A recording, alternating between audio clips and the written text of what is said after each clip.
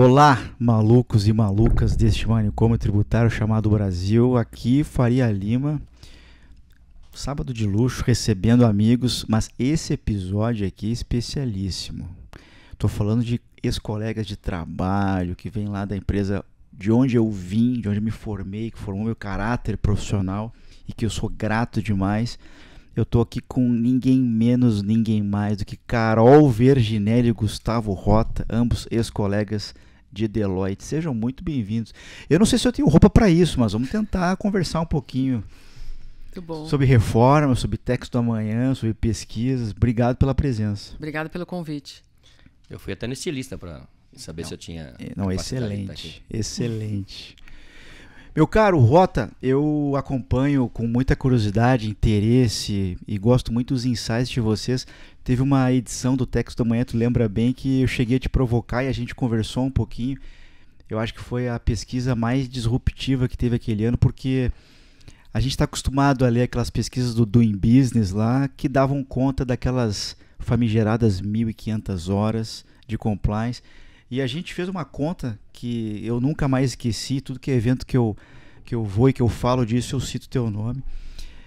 Quando você tem lá 10 pessoas na área, 12 meses no ano, 160 horas por mês, você chega lá a 15, 20, 30 mil horas. É assustador isso. Então eu queria começar aqui esse bate-papo falando um pouco dessa pesquisa do Texto do Amanhã, que é uma tradição já da Deloitte desde 19 ou 20. E como é que surgiu isso aí? O que ela está trazendo de insights nessa última edição de 2025? Obrigado, Augusto. Super prazer falar com amigos. Amigos que a gente vê do dia a dia e amigos que a gente não vê tanto no dia a dia. Sim. Acho que começando pela pesquisa mesmo, ela não é uma necessidade de agora. A gente, militando nesta área, sempre vai para as empresas, seja localmente ou seja falando com as respectivos headquarters. Né? Uhum. Mas... como eu estou com relação aos meus pares? Como o mercado... o meu departamento tem 10 pessoas, tem 20 pessoas, tem 30 pessoas. Tá, e o vizinho? Sim. Obviamente guardando as confidencialidades. Eu atendia um número de clientes, a Carol atendia um outro número de clientes. Quando você estava na área, você atendia um outro número de clientes e você tinha a sua percepção. Sim. Então a gente foi amadurecendo isso e falou assim, a gente não pode guardar a percepção particular e também, obviamente, tem o sigilo, né, da profissão e daquilo que a gente acessa nos clientes. E a gente começou com uma pesquisa chamada Termômetro Tributário. Uhum. Natália era o patrocinador desta pesquisa. Ela começou nesse sentido e a gente começou a amadurecer e aí começamos a Texto do Amanhã em 2020. Uhum. E aí, a partir de então, a gente vem soltando todos os anos. E o objetivo primário dessa pesquisa era entender, trazer para as corporações comparáveis. Para entender onde a gente estava. E, obviamente, o balizamento da OCDE e da pesquisa global, né, do In Business, é que a gente fala, não parece ser muito razoável para o dia a dia. Sim. Então, acho que é daí que começa a Texto do Amanhã.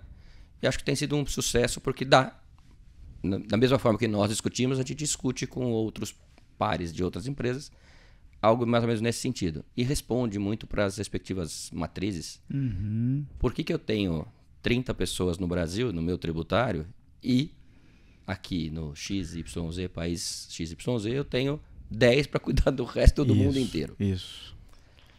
Obviamente, Brasil com sistema tributário com a complexidade que tem em indiretos, diferente que tem de indiretos. Uhum. Lá fora, acho que o povo fica muito focado na parte de imposto de renda, acho que esse é onde tem maior complexidade. Aqui a gente divide isso, né? Acho que a depender do tamanho da operação e capilaridade nacional, acho que as empresas têm outra característica. O Texto da Manhã ele traz um bônus, né, Rota, que é aquele encontro que se promovem depois também, que vocês apresentam a pesquisa e ali também gera discussões, perguntas. Acho muito rico isso, porque ali é o público, clientes de vocês que vão ali prestigiar, aprender um pouquinho, trocar ideias. Quando você hoje se debruça em 25 e pega a de 20 ou a dos anos anteriores, o que você vem percebendo que vem mudando mais rapidamente nesses... Esse ano tem aqueles 6 insights na primeira página ali. O que vem mudando muito? Qual a tua percepção disso? É engraçado porque a gente faz um recorte de reforma. Acho que a Carol depois, como sócia militante na área de reforma de consumo, obviamente a gente trabalha na reforma da renda. Sim. a gente percebe percepções. Então a gente vai por 2 caminhos, né? Um é expectativas com relação à reforma e preocupações com relação à reforma. Então quando você vai para 20, você olha certas expectativas. Por exemplo, há uma expectativa de simplificação. Em 2020 o percentual é muito mais baixo. Quando você chega em 2025, na edição 25, que a pesquisa foi feita no início desse ano, sim, você percebe que já é mais alinhada com o que a gente vê nas legislações que já foram publicadas. Sim. E nas discussões que a gente tem no mercado. Tem outros lados que a gente enxerga que não vê tanta mudança. Então, o tamanho de equipe, o nível de atendimento a fiscalizações, você vê certas variações, mas você não vê tantas tendências. O que a gente vê como tendência, de fato, é a adoção de tecnologia. Isso que a gente vê aumentando. Por outro lado, tem coisas que a gente pergunta e a gente percebe que é bem sui generis. Porque a gente faz uma pergunta ampla, depois a gente vai estratificando, acho que como todo modelo de pesquisa, e você percebe que, então, dentro das perguntas lá sobre a adoção de tecnologia, que tipo de operações você já tem automatizado? A gente vai para o lado de aplicação de tecnologia em automação, primeiro, né? Depois a gente vai sofisticando. Então, quase 100% tem automatização de emissão de documento fiscal. Sim. O que me surpreende é que o documento fiscal veio em 2008. Isso. 2008. Nós estamos em 2025 e não é 100% que tem Sim. a emissão de documento fiscal automatizado. Sim. Então você pode falar, por um lado, nossa, quase 100%. Pô, mas como pode ser não 100%? Sim. Então acho que esse é algo legal. A gente começou a introduzir perguntas sobre inteligência artificial. Obviamente existe alguma confusão ainda sobre esse aspecto do que é inteligência artificial, de como ela é aplicada na área de texto. Tem publicações internacionais da Deloitte e acho que de outros pares aqui sobre esse tema. Há uma grande expectativa, a gente experimenta bastante, a gente tem produtos já alavancados em IA, mas a gente entende que há uma zona, um espaço de crescimento, seja para coisas do dia a dia ou para produtos mesmo bem consolidados. E você tem percebido, Rota, que a IA ela tem tido o condão de elevar o nível das discussões de vocês com os clientes, deixando a rotina, aquela coisa maçante, realmente para robô, para inteligência artificial, e vocês se concentrando mais no estratégico, ou isso não chegou ainda no Brasil? Eu pergunto isso pelo seguinte, historicamente, assim, a gente sempre percebia que em que pese a complexidade do cenário tributário brasileiro, quando a gente comparava na época o negócio Deloitte Brasil com os outros negócios, ele era menor, muito menor. Por quê? Porque lá fora se trata de questões muito mais sofisticadas. O planejamento tributário envolve questões logísticas, supply chain, agrega valor aqui e ali, APA para cá, enfim, uma série de situações. Você acha que isso já está de alguma maneira chegando no Brasil ou ainda leva um pouco de tempo?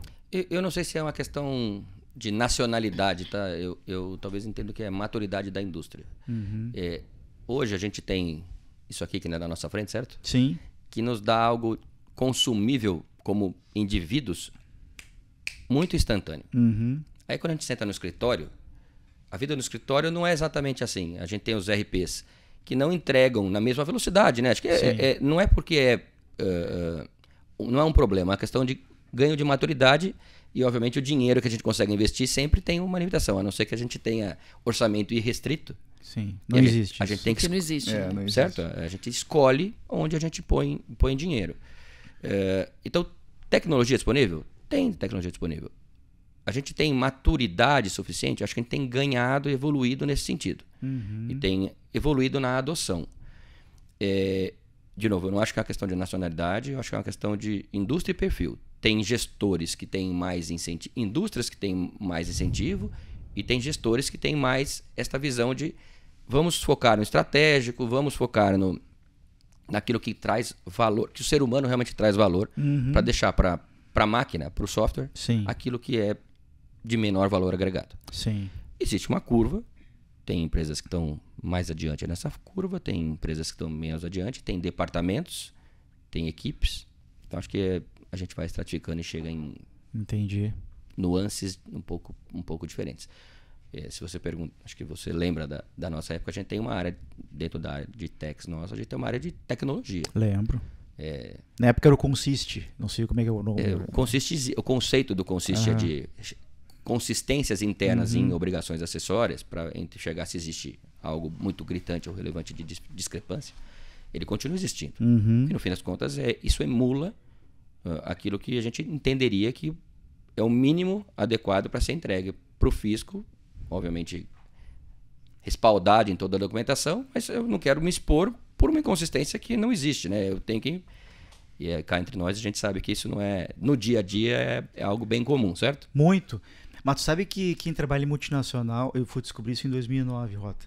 Quem trabalha em multinacional, você fala pro gringo que você quer contratar o Tax Analyzer, o Consist, e ele não entende do que se trata. Ele fala, não, consistências internas e externas das obrigações auxiliares. E eu vou falar aqui na época de DIPJ, né, tudo, que não é do meu tempo, mas eu ouvi falar. Aí assim, a DIPJ cruzar com o TCTF, o ECF com o ECD, com a Perdecomp, com isso, com aquilo, e eles, mas por quê? Não, porque se tem uma inconsistência, a gente tem que dar uma explicação, se não der uma explicação, tem lá uma autuação e tal. E a receita bruta vai no campo tal, e depois ela vai no campo tal. Se eu botar 100 num campo e 99 no outro, tem uma pergunta. Eles não entendem isso. É curioso, né? Porque essa é uma jabuticaba, né? Completa. Parte da pesquisa também endereça isso, é sobre redundância nas obrigações acessórias. Sim. Essa expectativa, ela não, se você percebe o trend, não tem uma expectativa de redução. Obviamente, a Carol acho que vai tocar a questão das obrigações acessórias no contexto da reforma, mas essa é uma expectativa. É isso. O mindset é um pouco diferente. A gente vive isso no dia a dia, então tem produtos que são desenvolvidos aqui que a gente tem uma dificuldade de escalar globalmente. Outros produtos que são globais a gente consegue replicar e escalar, enfim, difundir nacionalmente. Mas voltando lá, então a gente desenvolveu produtos lá atrás e vem amadurecendo. O departamento de tecnologia dentro da nossa firma é bem robusto. Seja para soluções nossas, seja para soluções de terceiros. Enfim, sem propaganda, não é questão de propaganda. Sim. Acho que mostra só a nossa preocupação e evolução do tema. Lá atrás a gente tinha um produto, depois 2 produtos. Acho que eu não sei nem contar quantos produtos tem hoje. Sim. Sabe que eu tive a oportunidade na minha carreira de participar de um Greenfield, que eu fui o primeiro contratado por essa multinacional no Brasil, porque uma consultoria foi lá e colocou no Doing Business Report que o risco tributário era algo absurdo. E aí, num dado momento, o meu chefe do exterior falou assim, a gente está ajudando a alta gestão num 5 Years Business Plan, e eu queria que você me dissesse o que você precisa aí de ferramentas. E eu citei o Tax Analyzer, o Consist, algo que o valha. E aí eu expliquei para ele, para o Steve Cristallo, meu chefe, gente boníssima, ele inteligente. Eu falei, Steve, a gente precisa, daqui a 5 anos, de fazer essa consistência aqui e tudo. Aí ele falou bem assim, mas por quê?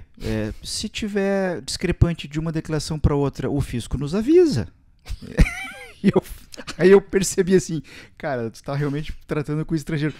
Tive uma outra conversa surreal com ele que foi assim, eu te busco no aeroporto, é a primeira vez que tu chega no Brasil, eu te busco. Ele, não, eu tomo um táxi, não, o táxi vai dar uma volta contigo. Ele, mas por que ele faria isso? Eu vou dar o endereço do hotel para ele. Então, como a gente está numa bolha, né, completamente... Faz sentido, né, Carol? Completamente. Carol, até te perguntar da nota fiscal eletrônica, nós que trabalhamos em multinacionais, a gente vê isso sendo implementado hoje em grande escala na Europa. Sim. E os times do Brasil conseguem, de alguma maneira, vender horas, ajudar times de lá, porque a gente já conhece isso há 15, 16 anos, ou isso não acontece? Bom, primeiramente, obrigada pelo convite. É um convite que já vem sendo reiterado, né? A gente conseguiu fazer dar certo. E bom estar aqui com amigos, né? Sabe, Augusto, essa questão do documento fiscal eletrônico, que o Brasil é o primeiro país praticamente que implementou o documento fiscal eletrônico. O Chile tinha, antes da gente implementar no documento fiscal eletrônico, mas que não era online, não era o mesmo padrão do Brasil, que efetivamente eu emito a nota fiscal antes de prestar o serviço, antes da mercadoria sair do estabelecimento, conhecimento de transporte. A gente começou isso em 2008. E eu venho participando de eventos globais da Deloitte desde então, falando de documento fiscal eletrônico, E é interessante que lá em 2008, 2010, 2015, final né, chegando em 2020, a gente ainda com discussões na Europa, em vários países ao redor do mundo, de que... eu lembro de um evento que as pessoas falavam assim, mas isso é impossível, isso vai inviabilizar minha operação. Eu falava, não vai viabilizar a sua operação. O Brasil roda com documento fiscal eletrônico, mercadorias saindo do estabelecimento com o documento fiscal autorizado pela Secretaria de Fazenda. Então, existia uma preocupação muito grande, e confesso que ainda existem vários países na Europa ainda não implementaram o documento fiscal eletrônico. Eu tive esse ano no nosso evento global de indiretos e participei dos labs de invoicing que tem crescido, né, ao redor dos países, não só na Europa, mas ao redor do mundo. E alguns países europeus ainda escutei distante de implementar um documento fiscal eletrônico, porque não vem essa necessidade, talvez muito cultural, e talvez de que não exista uma necessidade de controle por questão de evasão fiscal. Então, eu tenho essa percepção e conversei sobre isso esse ano nesses labs de invoicing, né? Então, é muito interessante. Respondendo objetivamente sua pergunta, a gente tem trabalhado com um time global. Hoje em dia, indiretos, quando eu comecei a trabalhar na área, né, só fazendo um passo para trás, indiretos era o esticador de nota, né? Quando eu comecei a trabalhar, o pessoal de indiretos era importante, tributação sobre a renda, e a gente era a pessoa que ficava com aquela lapiseira vermelha e preta, esticando nota. Aqui estava o glamour. Aqui estava o glamour e aqui estava o pessoal que, né, toma aqui, vai lá tirar xerox. É verdade. E ticar nota. Sim. E o ticador de nota hoje ele é importante, né? Muito, muito. E não é só importante no Brasil, como brincando, né? O ticador de nota, o ex-ticador de nota, que trabalha com tributo sobre consumo, ganhou relevância fora do Brasil, porque, até pegando aquilo que você comentou, as empresas lá fora viram que investir no Brasil e na América Latina e em outros países ao redor do mundo, o imposto de renda ele é importante, se faz planejamento internacional com, né, tributação sobre a renda, mas tributos sobre consumo podem trazer otimização e podem trazer risco também. E isso eu vejo ao longo desses 26 anos como mudou a perspectiva de empresas brasileiras e multinacionais que vêm investir no Brasil sobre o que é a tributação sobre consumo. Sim. Então... Você começou a carreira na época da 9718, Carol. 9718, é isso que a gente está descobrindo se aqui. Integra. As discussões do artigo 3º e do 8º, né? IN86. IN86. Nossa, que terror aquilo. terror. E antes tinha a 68, né? 68, que virou 86, exatamente. A 68 que não vingou, depois veio a 86. Se integra, GIA, tudo isso. Sim. Mas só para... Você sabe que essa questão da complexidade dos indiretos e dos diretos não é nenhuma dicotomia. Acho que esse é o desafio, por exemplo, do gestor tributário, que não está do nosso lado. Total. A gente divide como especialista, obviamente, com 25 anos, com 20 mais, Sim. Com 20 mais de experiência, obviamente a gente consegue navegar. Mas esse é o desafio do outro lado da mesa, de quem está operando no dia a dia. E acho que só brincando, né? Aí o time de imposto de renda internacional percebeu, opa, esse negócio de invoicing tá pegando, né? Então tá ficando mais complexo os indiretos. Vamos resolver esse problema aí. Um tal de Pilar 2. Isso, exato. Isso. É verdade. Desculpe, só um... Não, é isso mesmo. Aquele denominador do Pilar 2, até hoje eu tô tentando entender, né? Eu já fiz 400 cursos. Isso. E faço a prova, agradeço por ter passado e dá uma semana eu já não lembro mais nada. Porque realmente Pilar 2 é algo... Mas esses acho que são os desafios das empresas hoje. Acho que... Obviamente tem a questão dos safe harbors, e isso é algo que vai aparecer para uma grande maioria, mas por conta dos perfis, né, dos incentivos fiscais e outros atributos fiscais que tem no Brasil, a gente vai ter que olhar com carinho. Sim. Algumas empresas, assim como acho que o tema da reforma, algumas empresas já se adiantaram para isso. Eu não sei se a palavra é adiantar, cabe bem aqui, mas... Endereçaram? Já começaram a endereçar isso, e outras ainda não. A despeito de requisitos sobre... divulgação e balanço, enfim, mas é importante, isso é algo bastante importante. Toda vez que a gente fala para o gestor, e obviamente hoje o gestor tá totalmente imerso no tema de reforma do consumo, e eventualmente esse tema está passando ao largo. Obviamente ele toca a multinacional, então ele obviamente tem alguém lá fora olhando para isso também, acho que isso é bem verdade, diferente da reforma do consumo, que ele está sozinho aqui, ele ou ela está sozinho aqui. Mas eu acho que não dá para deixar ignorado, porque conjugando as coisas, talvez seja o momento de olhar e entender estrutura, entender localização, entender várias coisas dentro da rotina que vão pegar. E a gente tem conversado, levado muito para os nossos clientes a questão de que o Brasil está passando por uma reforma tributária muito mais ampla do que a do consumo, né? A gente tinha a nossa jabuticaba preço de transferência que mudou completamente. A gente se alinhou aí a normas internacionais, OCDE. A própria tributação sobre consumo, que é uma grande jabuticaba, né? Não vou nem entrar aqui em cada um dos tributos, porque senão a gente passa o dia aqui, né, Augusto? Sim. Mas também a gente se alinhando aí a guidelines da OCDE e tributação sobre a renda também. Então o Brasil está sob reforma.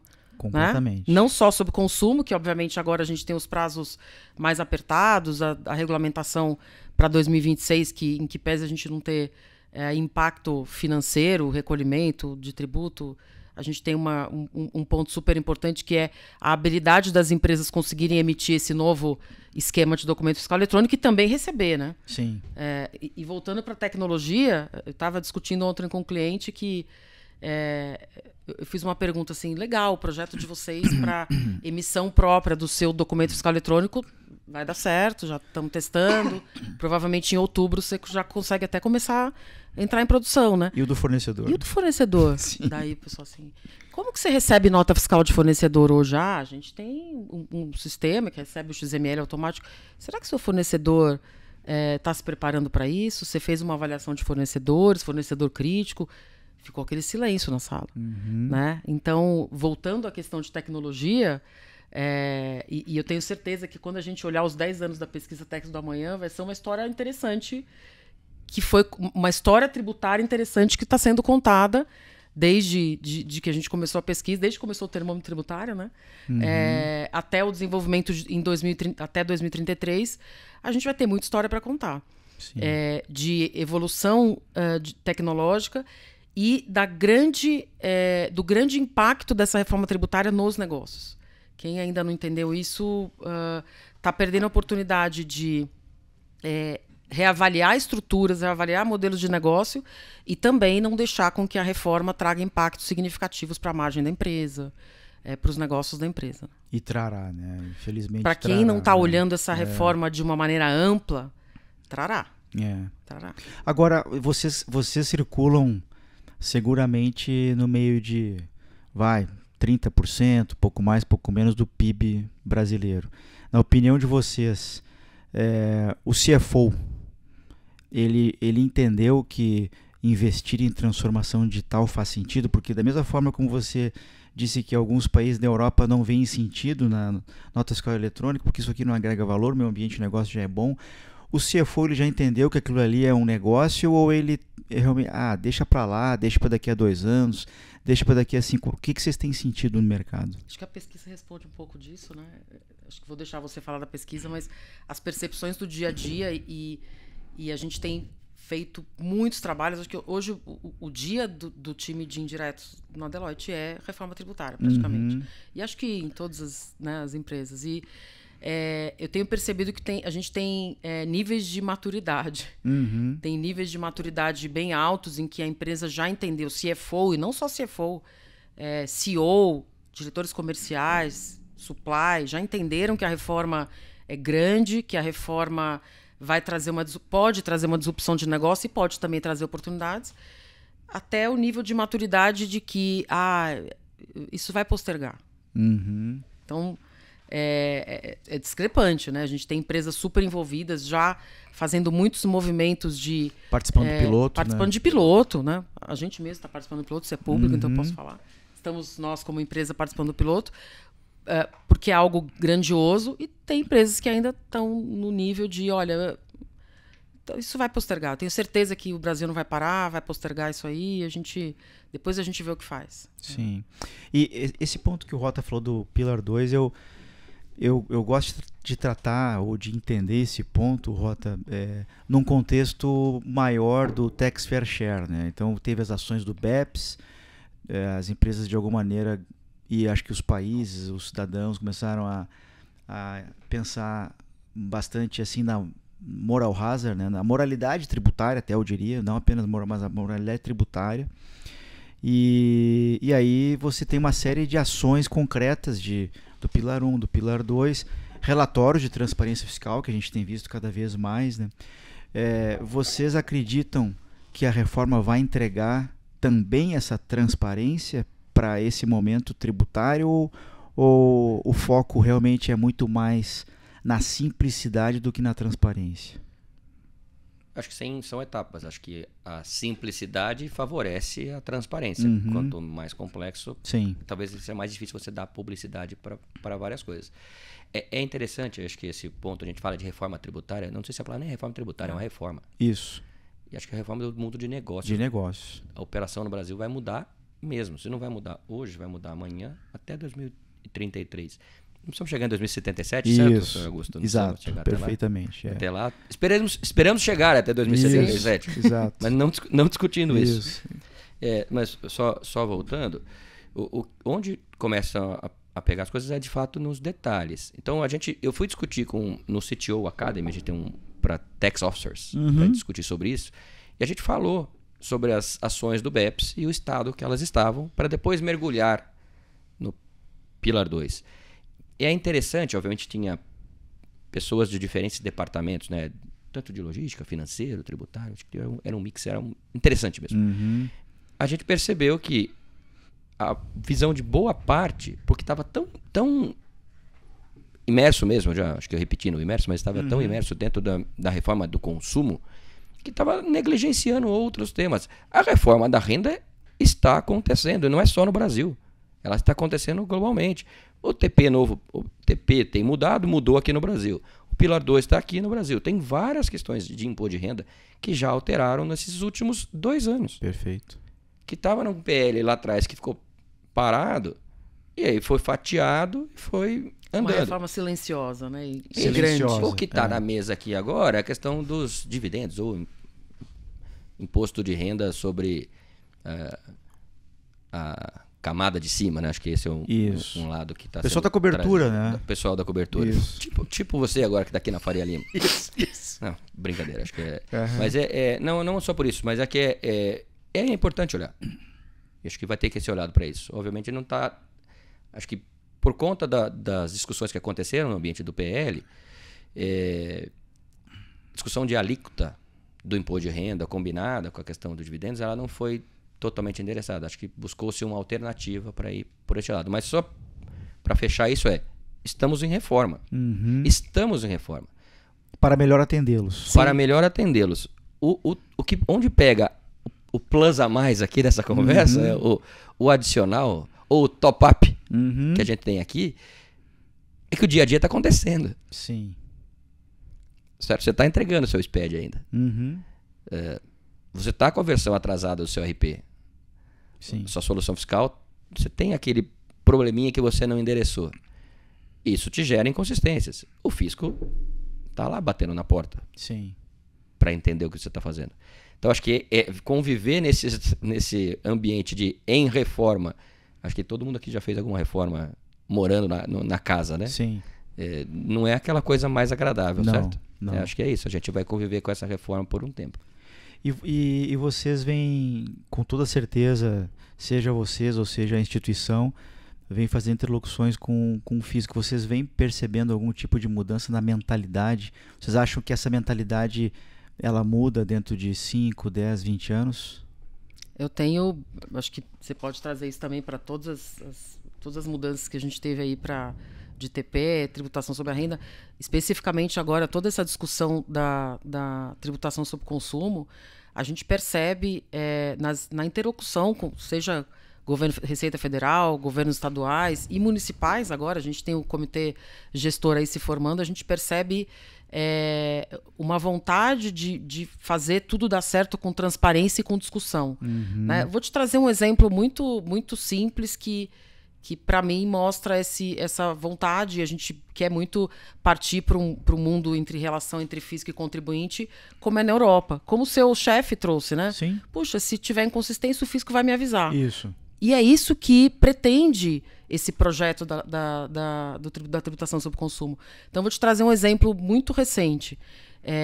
Em todos os fóruns Receita Federal e agora o Comitê Gestor, os interlocutores do Comitê Gestor que está se formando, têm trazido que 2026 não é um ano em que o fisco pretende aplicar multa. Esse não é o conceito do ano de 2026. O ano de 2026 é um ano onde empresas e o fisco vai testar seu sistema, vai entender o que precisa ajustar para 2027, que é quando começa a valer para valer com tributo novo, e vai, obviamente, fazer a modelagem da alíquota que vai se esperar para a CBS e para a EBS, que a gente ainda não tem essa definição. Então, em vários momentos, o fisco diz, nós não queremos, não é o intuito, penalidade. Mas a gente tem aquela insegurança histórica, e nada de errado, é uma insegurança histórica de que são eles contra nós. Uhum. E ela... Ou nós contra... Né? E ela existe porque por 1000 exemplos que a gente tem aí ao longo da vida tributária. E muitos contribuintes... então tá bom, se vocês não querem trazer penalidade, então coloquem isso no regulamento, tragam isso para a lei. E essa semana foi trazido aí no parecer na CCJ, já, para mim, um sinal de que existe essa vontade, efetivamente, de trabalhar em conjunto, que é, efetivamente, se você errar, tudo bem, corrige em 60 dias, não tem multa. Uhum. Eu ainda acho que dá para ser melhor que isso, mas, enfim, já é um avanço mostrando que existe aí uma vontade de trabalho em conjunto. Vendo na participação do projeto piloto, nas discussões com Receita, existe uma vontade de ter essa via de mão dupla e de escutar os contribuintes para construir uma legislação tributária melhor, mais simples, que é o objeto da reforma, e mais transparente. Augusto, nem tudo são flores. Sim, nem tudo. Exato. Também tem um time de fiscalização que também tem que ganhar esta nova mentalidade. Acho que é um processo evolutivo. Acho que nós contra eles não tem que existir, nunca tem que existir. É um processo evolutivo, acho que é isso aí. Isso é muito importante porque quando eu tenho a oportunidade de discutir em fóruns de grandes empresas, as multinacionais, empresas que na média a gente percebe assim que querem fazer as coisas certas, né? A grande queixa é, puxa, a regulamentação no Brasil ela é feita para o mau contribuinte. Então, com base no mal, o bom acaba pagando um custo, acaba tendo que ter uma obrigação acessória a mais, uma planilha a mais, isso aqui a mais. Então, se a gente chegar nesse estágio, nessa mentalidade, vai ser ótimo. Te ouvindo falar, Carol, me lembrou uma cena do Procurando Nemo, em que reúnem-se os tubarões e eles falam, peixes são amigos, não comida. E eu diria isso dos contribuintes, né? Sim. Então, realmente, assim, os contribuintes estão aqui para realmente melhorar, criar arrecadação, sustentar o país, mas gerar oportunidade de negócio, é um pouco isso, né? Não é só o inimigo, né? Sim. Então... Acho que a boa-fé... de novo, o diálogo tem evoluído substancialmente. Acho que é algo... É um ambiente muito mais amistoso. A gente... Em algum momento eu vi o fisco. Quando falava, você lá atrás, das 1.500 horas, enfim, das 2.600 horas, depois foi mudando. Havia uma intenção de que se mudasse a percepção dos respondentes, para quem respondia essa pesquisa, mas sem mudar o ambiente. Sim. Tá? Não é bom para o país estar neste spotlight. Não é bom. De um compliance tributário absurdo. Tá, mas o que a gente vai fazer para... Não adianta eu responder que 2.600 horas não são 2.600 horas. E verdade que aquilo era tinha uma diretriz para você responder, né? Era uma empresa que fazia pote de cerâmica, que trabalhava com faturamento mínimo. Então, talvez naquele ambiente até pudesse ser verdade, mas mesmo assim a gente sabia que não batia.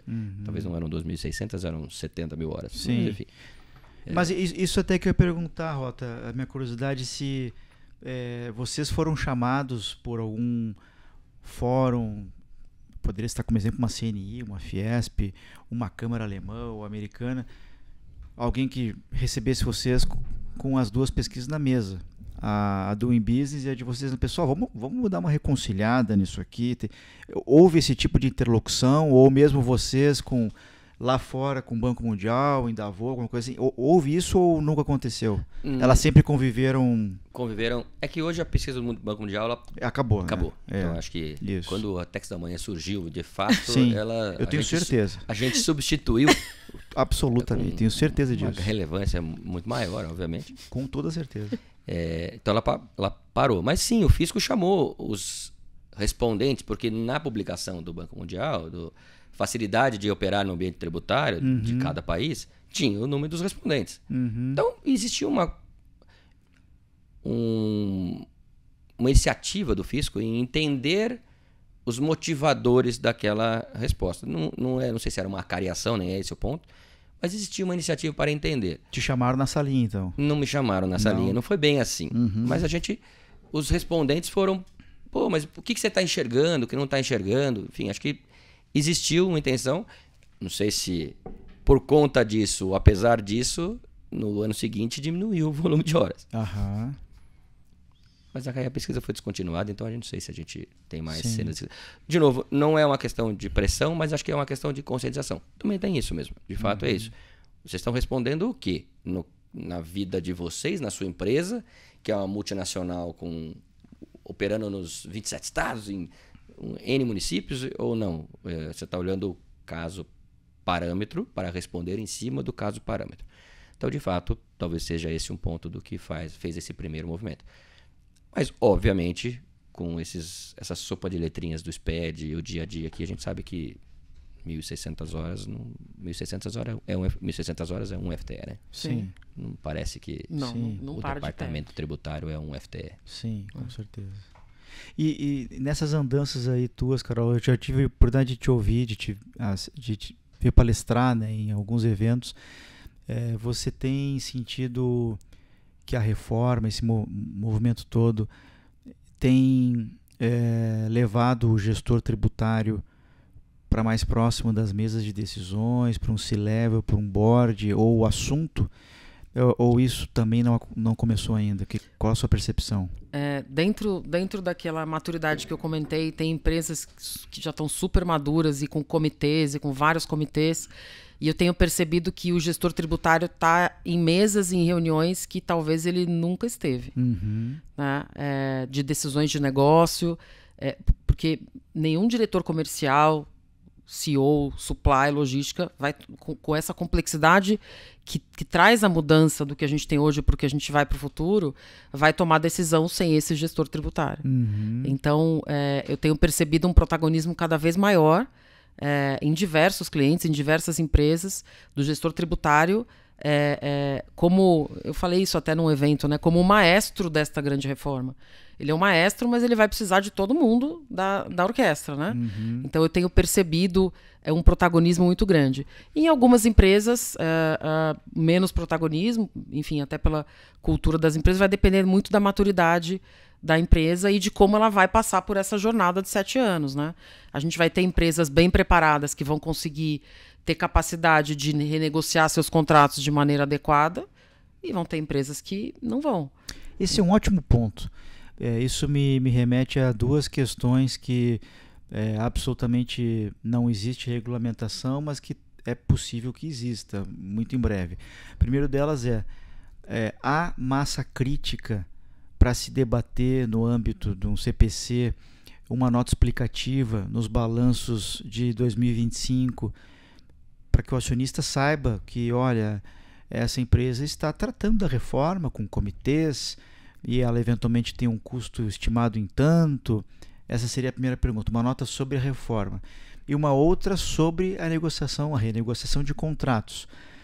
Tem alguns contratos que serão renegociados. Agora não é mais 100, é 120, um abraço para ti.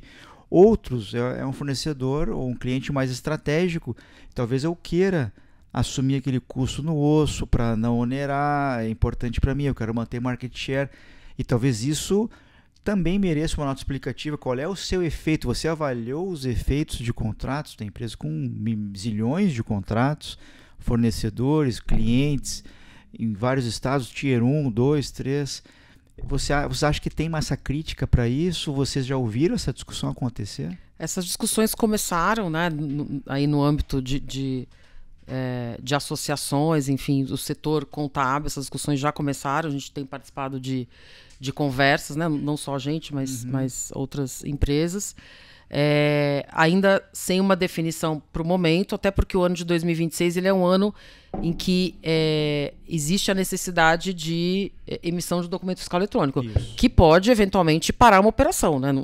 Se a gente for para um cenário bem catastrófico, sim, se eu não tiver a habilidade de emitir o documento fiscal no novo esquema, ele não vai ser validado e eu não vou poder vender, sendo, né, indo para um cenário, o que pode dar de pior, que é muito pior do que uma multa, né? Muito pior, né? A pior multa que a gente pode ter é a gente parar o negócio. Essas discussões estão acontecendo, acho que elas devem ter uma maturidade maior aí nos próximos meses. De todo modo, do ponto de vista de... Sempre que a gente tem uma legislação importante nova, né? A gente já foi de empresa de auditoria, a gente tem que fazer aquela famosa avaliação de readiness, né? Então, isso a gente tem feito, essas discussões com os nossos clientes de consultoria, obviamente de auditoria, como que você está se preparando para a reforma e para todos esses milestones dos 7 anos. A gente tem desafios que são distintos ao longo da jornada da reforma. Então, ano que vem, a gente tem uma preocupação grande. Eu preciso, a partir de 1º de janeiro, ter a capacidade de emitir um documento fiscal eletrônico para aquilo que já está regulamentado. Para 27, eu já tenho uma primeira mudança de chave, cai PIS/COFINS, começa CBS.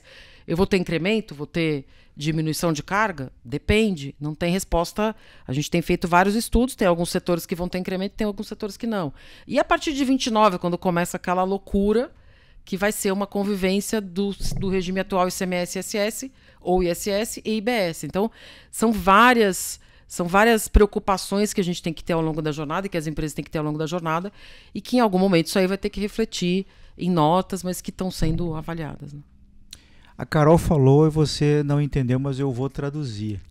Ela acabou de dizer o seguinte: vai aumentar o número de horas para auditoria, porque eles vão ter que contar com envolvimento de especialistas. É certo, simples.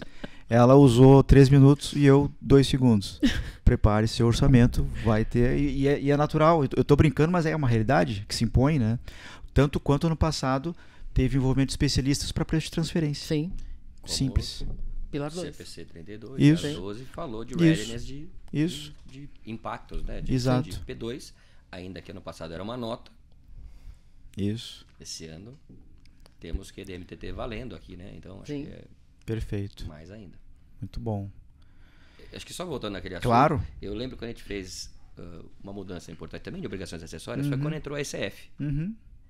E a gente fazia trabalhos de diagnóstico de impactos da ICF. Olha só, me lembro você viveu antes da ICF. Vivi. Mas a ICF hoje está aí no mercado, hoje está aí no dia a dia.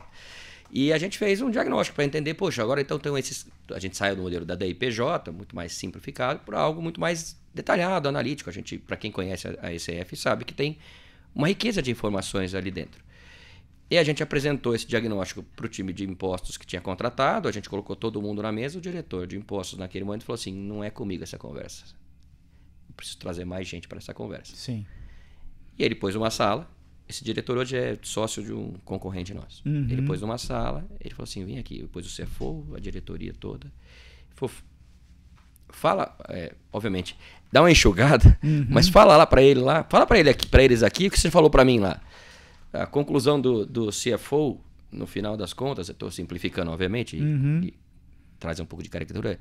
Você está dizendo, então, que esse time que está sentado aqui tem que estar lá na entrada da fábrica, na emissão, na entrada do documento fiscal? Sim. Eu falei, não fui eu que disse, é você que está dizendo. Sim. Então, acho que esse é o nível de sofisticação que a gente precisa ter em certos pedaços. A gente está preocupado com o documento eletrônico de mercadoria, talvez seja o mais trivial. E aqueles outros documentos para onde vai ser exigido o documento fiscal? Que hoje nem tem documento fiscal. Que não tem documento fiscal? E o que a gente está fazendo com isso? Porque isso também para. Totalmente. Então, acho que esse é uma outra nuance que talvez não esteja muito no radar de todo mundo, né? Sim. E acho que um tema importante aqui também, falando, eu tenho certeza que isso vai aparecer nas próximas pesquisas, é uma tendência global para países que têm documento fiscal eletrônico e que vai ser implementada no Brasil. Este é o projeto do governo do Real-Time Reporting. Então, assim, a gente passou por... Vamos lá, Augusto. A gente passou para PIS/COFINS em que não tinha obrigação acessória. Depois ela foi para DIPJ. DACOM. DIPJ, depois DACOM. Teve DIPJ, depois teve DACOM. Isso. FD Contribuições. A FD Contribuições vai morrer. Né? A gente passou aí por vários momentos de apuração de PIS/COFINS e sempre mais analítico. Se a gente pensar como era a ficha de PIS/COFINS na DIPJ, depois da COM, FD Contribuições, qual que é o futuro da apuração tributária aqui no Brasil e que é uma tendência fora do Brasil? Real-time reporting. Eu já ouvi o governo falando várias vezes, eu quero entrar no dia 20 de setembro no extrato, né, no sistema da operação assistida daquele contribuinte, e ele também vai poder fazer isso. E olhar quanto que ele tem de crédito, quanto que ele tem de débito e qual que é o saldo devedor ou credor. Uhum. É isso que é o real-time reporting. Então, a gente deixa de ter um protagonismo numa obrigação acessória que vai morrer. O SPED fiscal a gente ainda não sabe. Talvez haja aí uma vontade de ficar com ele mais um tempo, espero que não. Mas a Receita Federal já disse, a FD Contribuições acaba quando acabar o PIS e COFINS. E como que esse real-time reporting vai ser calculado? Com o documento fiscal eletrônico. Então, o documento fiscal eletrônico vai ter tanta informação que ele vai ser capaz de te dar o extrato da apuração daquele contribuinte naquela hora, naquele dia. Então, veja a importância do documento fiscal eletrônico. E é isso que o governo quer testar ano que vem. E a gente fala para os nossos clientes, não percamos tempo em 2026, não testando o nosso sistema, não mapeando os processos daquilo que hoje que não tem documento e vai ter no futuro. A gente tem 1 ano para ajustar isso, para começar rodando o 27 de maneira adequada, porque o futuro é real-time reporting. Nesse real-time reporting, se você puder pedir para colocar nesse dashboard, além do que você falou, CMS devido, isso devido, PIS e crédito, coloque também que aquele caminhão tá preso na barreira do Piauí, entendeu? Que tem um outro no Sergipe, tá parada a fábrica. Se puder ter isso no dashboard, a gente agradece também. Vamos pedir isso no piloto, né? Exatamente. Meus caros, eu queria perguntar para vocês, eu não sei se o nome continua sendo esse, na minha época se chama Programa de Novos Talentos, quando a Deloitte contrata aquela turma grande de trainees, né?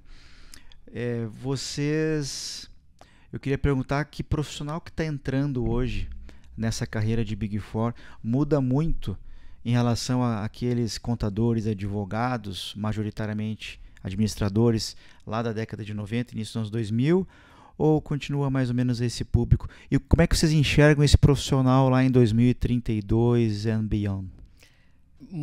Vou falar um pouquinho da perspectiva de indiretos, você traz depois a perspectiva. Acho que tem mudado bastante. Quando eu entrei, era advogado e contador, tinha algum administrador, mas basicamente... Já tem matemático, estatístico, já por exemplo? Temos engenheiros, matemático, tem estatístico, inclusive, no nosso time.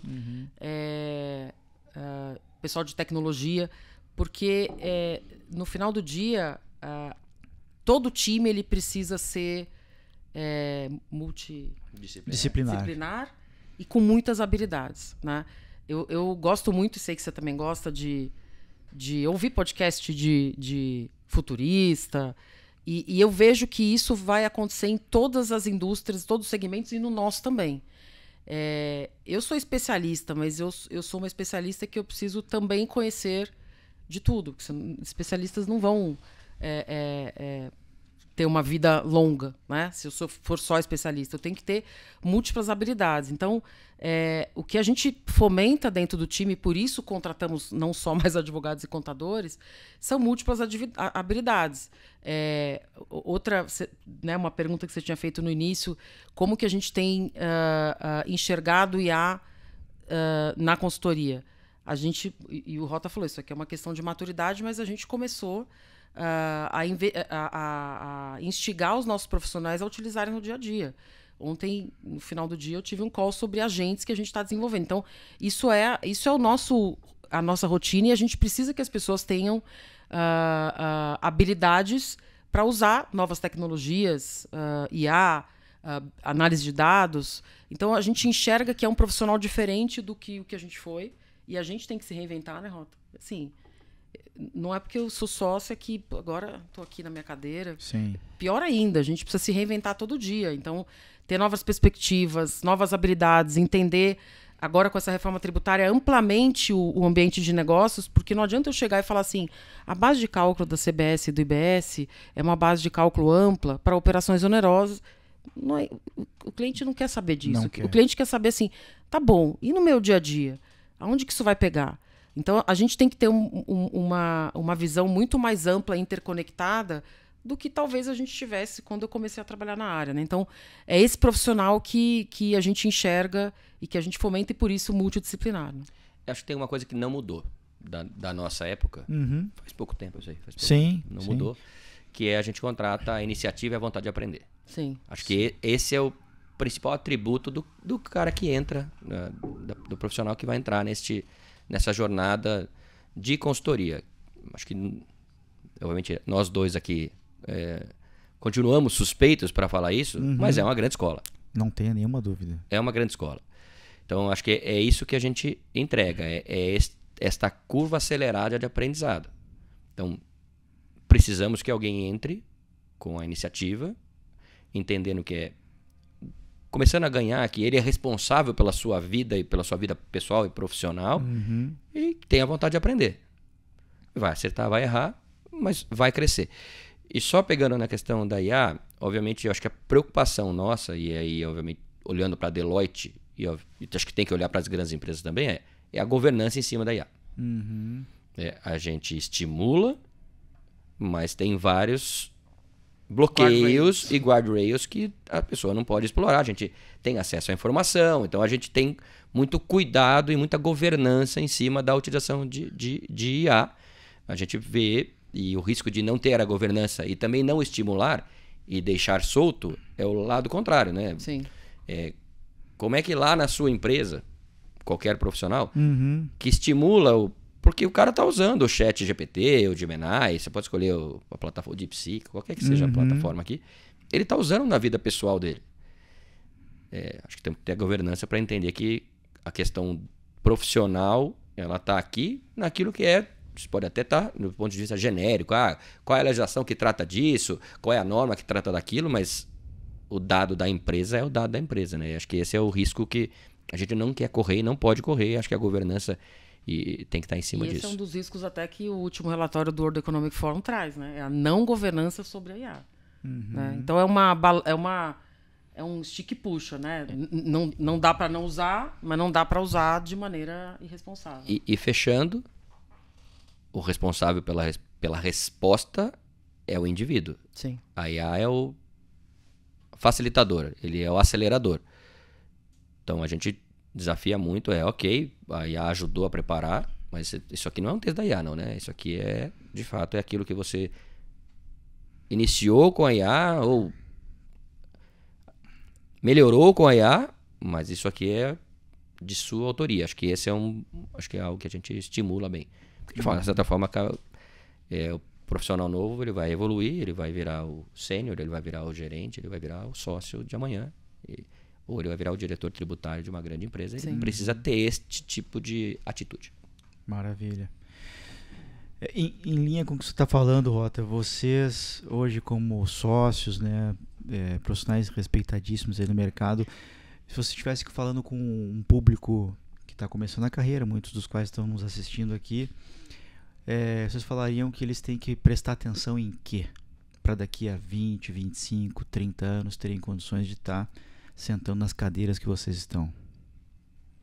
Eu falaria que ele precisa desenvolver bastante o senso crítico. Porque se ele quiser trabalhar num ambiente de escritório, o senso crítico vai ser o fundamental. A curiosidade, acho que isso tudo vale, mas tentando resumir, acho que o senso crítico talvez seja algo que vai pegar bastante. E vai pegar muito, sabe por quê? Eu concordo com você. Se tivesse que escolher o primeiro, assim, pensamento crítico, estaria entre os meus top 3. Especialmente porque quando a gente começou a trabalhar, a gente passava por um processo que foi de aprendizado, de pegar uma nota, ticar uma nota. Não, quem não dobrou um papel de 14 colunas, sim, né? Sim. Tinha técnica de grampear. Técnica de grampear, exatamente. Se não grampeasse certo, né, levava uma chamada. Então, certeza. Papel de trabalho. Isso. E a gente passou por um processo mais manual de aprendizado, lúdico, e que formou aqui quem nós somos hoje como profissional tributário. Com toda a automação que a gente tem, com toda... documentos eletrônicos, grandes bases de dados, as pessoas não vão passar por esse tipo de aprendizado, vão passar por outro. E não ter pensamento crítico talvez fará com que aceite conclusões que são equivocadas de algum sistema, de algum agente. Eu me lembro, isso eu falo para todo mundo, o pessoal que trabalha comigo vai falar, nossa, mas ela fala isso toda hora. Eu me lembro que quando eu era sênior, eu estava num trabalho de due diligence, e um sócio nosso antigo, que já se aposentou, eu passei a semana inteira, até quando eu estava em Porto Alegre, passei a semana inteira no trabalho, e não recebia documentação, e falava, isso aqui está estranho, não recebia documentação, e tinha lá um crédito muito grande, e eu estava desconfortável, mas não conseguia chegar a lugar nenhum. O sócio chegou na manhã e falou assim, eu comecei a falar com ele, falar, ele me dá a DRE, me dá as DFs, e eu preciso de 1 hora. Eu falei, nossa, ele nem quer falar comigo, né? E daí ele ficou lá 1 hora olhando e pegava HP12C, nem abriu o computador. Daí ele me chamou e falou assim, esse crédito aí que você tá falando não existe. Eu, como assim? Eu tô a semana inteira aqui com documento, com nota fiscal. Ele falou assim, porque esse crédito é maior do que a receita da empresa. É maior do que o custo que tá aqui nas DFs. Sim. Então é isso que as pessoas têm que investir, né? Investir num pensamento crítico de conseguir olhar uma conclusão e falar assim, não tá errado, não faz sentido. Aonde tá errado? Às vezes a gente não sabe aonde que tá errado, mas não faz sentido. Então acho que pensamento crítico é algo super importante e, obviamente, enfim, adaptabilidade, enfim, tudo aquilo que a gente lê nesses relatórios são super importantes. Eu queria, né, finalizar essa resposta trazendo algo que é super importante, que eu tento pensar sempre no meu dia a dia. Tem um futurista que esse ano no SXSW, ele disse assim que as pessoas de sucesso, elas não se fazem pelo seu conhecimento, mas elas se fazem por quanto adaptáveis elas são. Sim. Não foi exatamente assim, mas enfim, eu parafraseei. E é um pouco disso. O mundo está mudando tanto, o conhecimento que a gente tem hoje, daqui 2 anos, 5 anos, não vale mais aquilo que a Carol sabe hoje, que o Rota sabe hoje, que o Augusto sabe hoje. Então, acho que também saber ser adaptável, eu sempre fiz isso minha vida inteira, isso não dá mais pra gente. Então, esse profissional também tem que ter essa mentalidade de se adaptar ao momento e ao mundo. Como e o Darwin, evolui. a bordo do navio Beagle, falou isso, não foi isso? Né? Por isso que lá na minha página... Eu não estava lá, Augusto, mas... Eu também não estava, mas se a gente lê a origem das espécies, por isso que é uma brincadeirinha, mas ao mesmo tempo é verdade. Na minha página do Instagram, lá, Augusto Flores Oficial, está escrito Darwinista Corporativo, porque acredito bastante nisso. E acho que só para fechar, talvez a gente vai seguir, mas nesse aspecto, acho que a paciência. Porque, de novo, a gente cada vez mais é imediatista. A gente consome, não é real-time reporting, ele antecipa, né? Sim. Estamos falando aqui, provavelmente eu vou levantar daqui e vai ter uma sugestão para eu fazer alguma coisa que eu nem imaginava que eu gostaria de fazer. Então, acho que tem que ter paciência. Tem metodologia, ninguém nasce sabendo e a experiência não vem do dia para a noite. Ela vem da vivência, das experiências que você tem.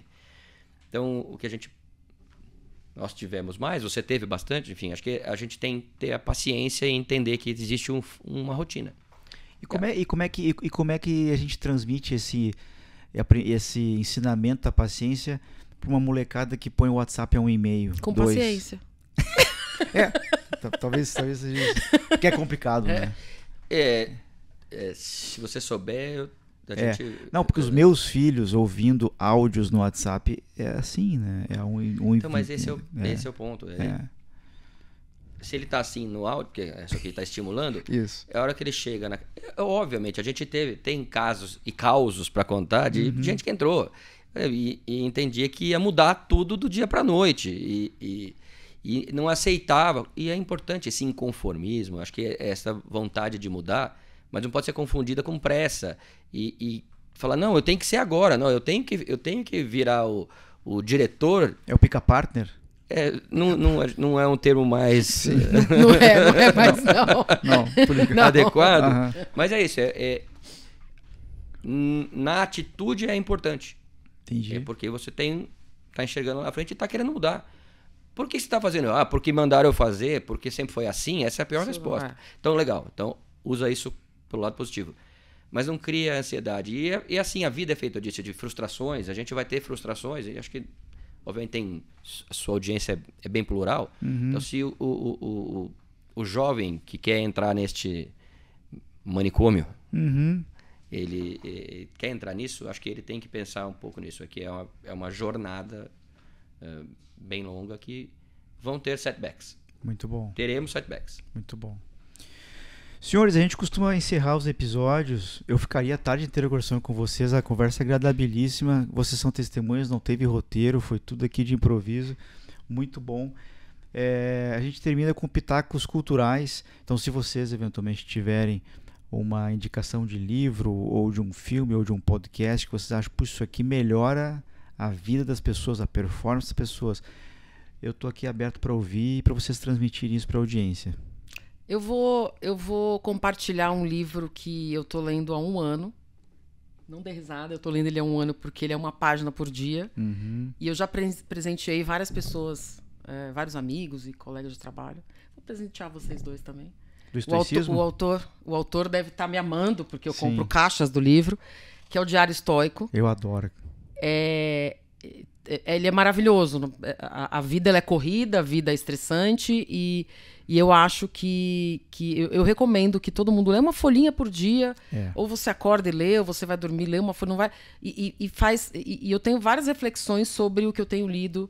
Eu acabo agora dia 31 de dezembro, você começa em janeiro, são 365 páginas de reflexões estoicas e eu acho incrível, então eu recomendaria aí. Eu tenho, eu adoro. Você tem? Eu então tenho. Vou presentear você, Rota. Eu vou complementar, mas eu vou para um outro. A gente cuida da mente. Mas tem que cuidar do corpo e tem que cuidar do dia a dia. Então, acho que você que quer entrar nessa vida, acho que cuide do corpo. Faça exercícios. Porque isso... Ginástica. Faça ginástica. Ginástica. Na certa idade, põe a sua polaina e faça exercício. Porque isso faz sua vida melhor, faz seu dia a dia melhor. Acho que esse é o lado de cuidar.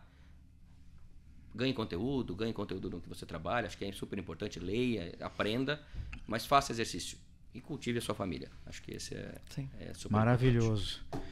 Queridos, eu não tenho palavras para agradecer a generosidade de vocês virem aqui me visitar, muito bom.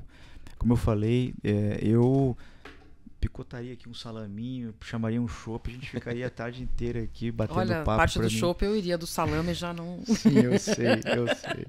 Salame vegetariano, quem sabe? Pode. A gente arruma. Então tá bom. Agradecer assim, a presença de vocês, tirar vocês de casa num sábado aí, muito bom. Mas tenho certeza que vai adicionar muito valor à carreira de muita gente que está ouvindo vocês num trânsito, eu caminhando no parque, fazendo ginástica, fazendo um pilates, enfim. Eu tenho certeza que vai ajudar muita gente. Obrigado mesmo. Obrigado, Augusto, pelo convite. Super obrigado. Compartilhar com amigos é sempre bom. Show de bola. E depois de um episódio desse, o mínimo que você poderia fazer é dar um like lá, habilitar as notificações, me seguir nas redes sociais. Eu sou Augusto Flores Oficial no Instagram. Eu também estou no LinkedIn, mas eu estou no trabalho de tentar trazer aquela turma toda do LinkedIn para o Instagram. Então, compartilha esse episódio. Não segura conhecimento, compartilha conhecimento. Eu fiz isso a vida inteira e o poder disso é o poder de gerar conexões, é o poder de gerar legados, as pessoas olharem para você. Puxa, eu aprendi muito com a Carol, muito com o Rota, a vida inteira. Talvez eles tenham aprendido um pouco comigo. E é isso, a carreira é isso, é a gente ter essa troca e crescer em cima disso. O meu WhatsApp, se você quiser informações, sugestões de convidados, 41 99569 3841. Os meus livros, hoje já tenho 2 livros e alguns com os quais eu contribuí com alguns artigos ou prefácios, estão nas principais plataformas como o Amazon. E no caso dos meus livros mesmo, escritos individualmente, eles estão na editora Viseu também.